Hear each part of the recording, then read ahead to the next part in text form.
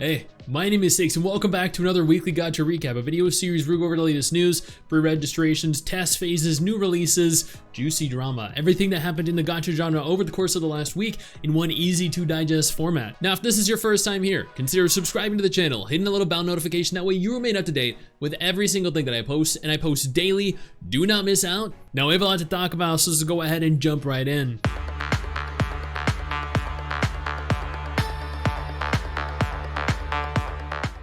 We're gonna go ahead and start this off with Black Stella Ptolomea, which has announced end of service after only 10 months of being online. That is crazy. Not only did the game not even make it an entire year, but it never even released globally. This is a Japanese gacha, so I guess it comes with the territory. Most Japanese gacha games all fail to release globally, and then also managed to somehow shut down in less than a year because they achieved absolutely no success in any capacity.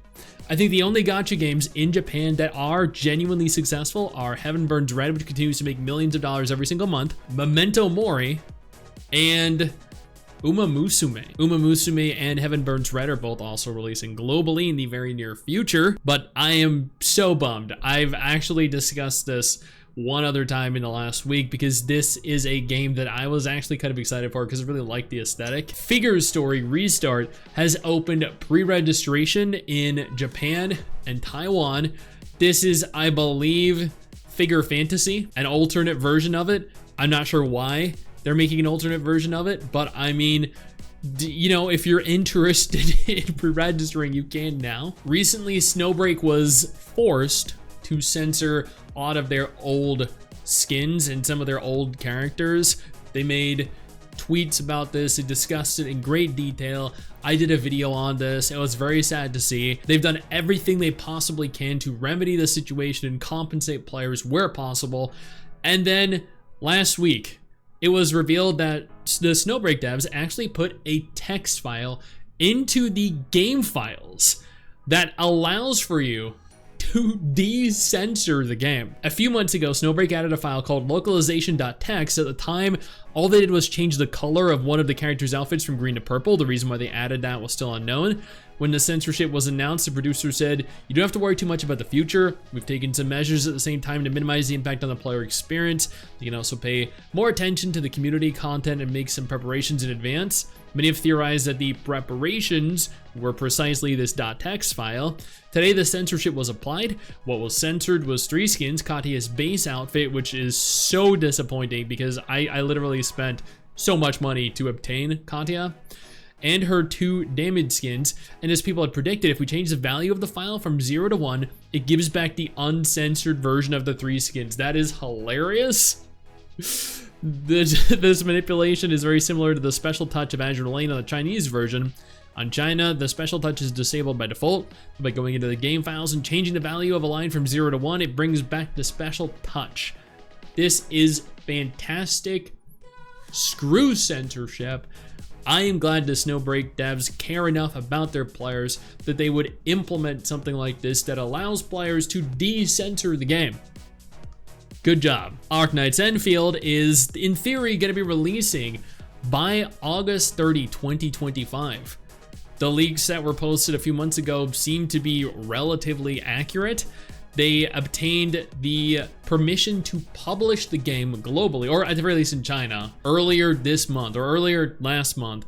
And I'm genuinely hoping that Arknights Endfield does have a simultaneous global launch. If gacha games have taught us anything, it is that if you launch within China first and then global later down the line, your game is not going to succeed. Tower of Fantasy ran into this issue. Wuthering Waves thankfully didn't. WuWa launched globally and is still going on to make tens of millions of dollars a month. Zenless, Genshin, Honkai Star Rail all launched globally at the same time. I'm hoping Azure Ptolomea, Project Mugen if it ever releases, and various other games. Neverness to Everness I'll release globally simultaneously. I don't know if that's the case with Enfield. I know it has been localized to an extent because people played an English-ish version of the test phase, I think. Maybe it was in Chinese. I actually don't remember now that I think about it.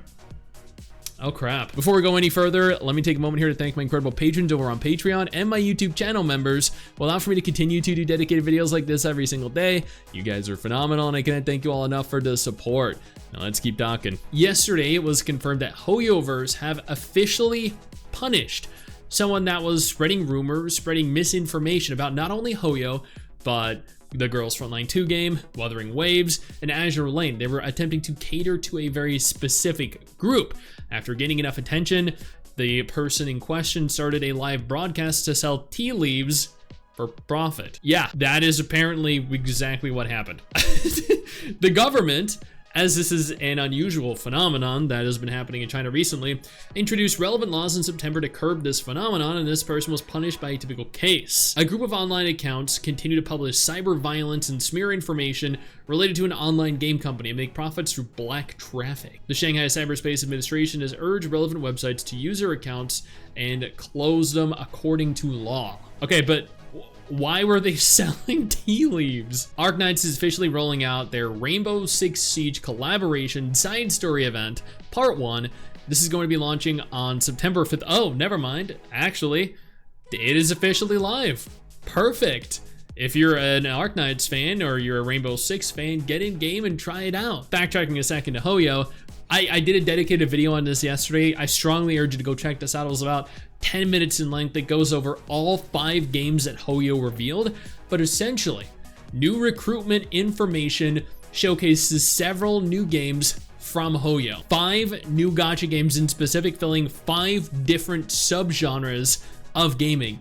This is going to take HoYo to an entirely new level. This is crazy. They are literally going to own gacha and maybe even gaming in the future. Brownless 2 is holding a collab, and they released a teaser to accompany that. They have yet to reveal exactly what it is. They stated the IP reveal will be on September 18th and the collab update will start on October 2nd.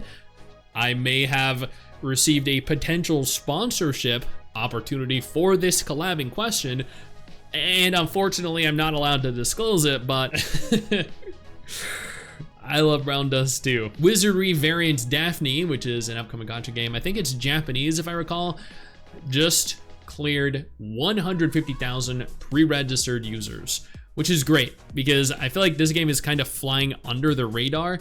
This looks very promising, looks very dark. I don't really know much about it, but the aesthetic of it really leaves me interested. Square Enix have been accused, and this actually is a thing, mind you, of deleting your premium currency. So like your Primo Gems, your Asterite, after a certain amount of time has passed. According to their terms of service, Square Enix Krista remains valid for 2 years from the date they were purchased and expires at the end of the final month. So as an example, if you purchased Krista on May 10, 2017, it would expire on May 31st, 2019. This means that if you purchase premium currency and you stop playing for a year and a half, a year and 7/8, and then you decide you're gonna come back and you play the game for a couple weeks, all your premium currency might be wiped, completely deleted. That is insane. That should not be legal. Holy crap. Honkai Star Rail just released a new animated short. I didn't even know they did these. This actually was incredibly cute, and oh my god, when are they gonna release a Honkai Star Rail or a Genshin Impact anime? For real. Zenless Zone Zero reached the #1 spot in Japanese iOS sales after the release of Jane Doe, and that makes sense. Jane Doe is a phenomenal looking character. When you have a character that is as objectively desirable as Jane Doe, it makes sense that everyone wants to obtain her. It is interesting that it actually boosted up by 67 positions. And Uma Musume still remains in the top 5, day after day, week after week, month after month. How is Uma Musume out-earning every HoYo game in Japan by a significant margin? Project KV, which is the new spin-off Blue Archive gacha game, not the visual novel, don't mistake this for the visual novel, there are apparently 2 that are being created alongside one another, has an official website that is launched, a synopsis and a background has been added. I will do a dedicated video discussing this in more detail probably the next couple of days, so keep an eye out for that. Dragonheir Silent Gods shut down a little while ago. This was a game that I did actually think was pretty good. After it shut down, Tencent acquired it and is now reopening the game with a Chinese version that is no doubt going to be significantly more predatory. Yep, what a fate. And finally, Wuthering Waves is coming to the Tokyo Game Show 2024. They're going to be there from the 26th of September through the 29th of September. They have multiple different images showcasing Shorekeeper. They're doing a bunch of giveaways.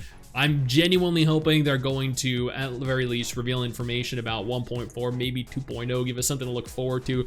Maybe start the drip marketing for 1.4, Leak Camellia, maybe Scar, maybe Frolova, whatever her name is, I never remember. Hey you, where do you think you're going? Don't you close out of this tab. I didn't give you permission to do that. Sit your ass back down. Click one of the 2 videos that are going to be on screen in just a moment and keep watching my content. Keep enjoying my content.